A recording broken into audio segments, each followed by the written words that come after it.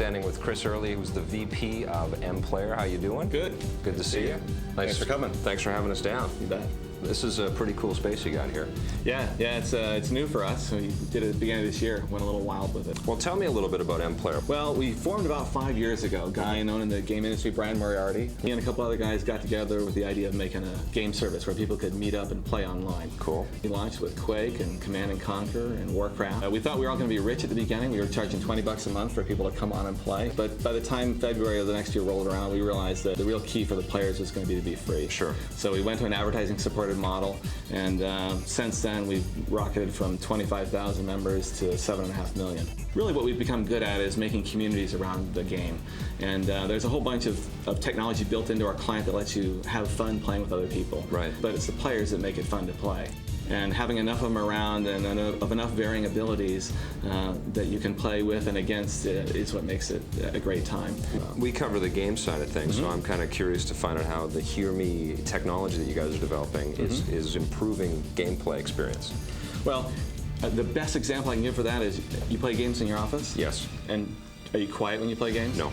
That's why. Okay. Okay, because if you're able to turn around and taunt or talk to anybody else you're playing a game with, either before the game or after the game, that makes it so much a better experience. And now you don't have to have a whole bank of speakerphones all lined up. Exactly, right. It really cuts down on your phone bill. So that's what really makes it a blast for people. So when you can say, okay, all right, let's go around the corner now, or I got you after all, and you're not as good as you think. You need this for games like Rainbow Six and SWAT 3 and stuff like that, don't you? You need to be able to communicate. It really changes the dynamic of the play. You can talk to each other both in the game or while you're arranging the game. You can text chat, you can message people back and forth, you can set up game times, a whole bunch of fun stuff. So it's all community-based? Yeah. It's all communicating with people as you're playing the games? Yeah.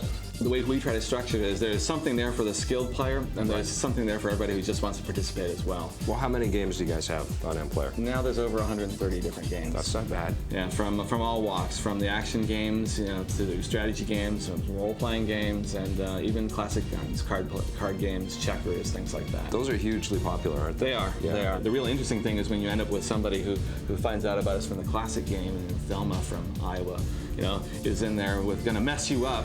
Somebody's name who's primarily a Quake player, but they're taking a break and playing spades. That's Why cool. do you have such a mean name? At one level, playing a solitaire game, playing a single player game, it can all be fun. Yeah. But now I can talk to you. Now I can interact with you while we're doing it. That's right. There's no trash talking in solitaire. Well, who hears it? Yeah. Unless you have split personality. Right. Thank you very much, Chris. Thank you. Real pleasure to talk with you today. You bet. Thanks for all the info. Check out mplayer.com.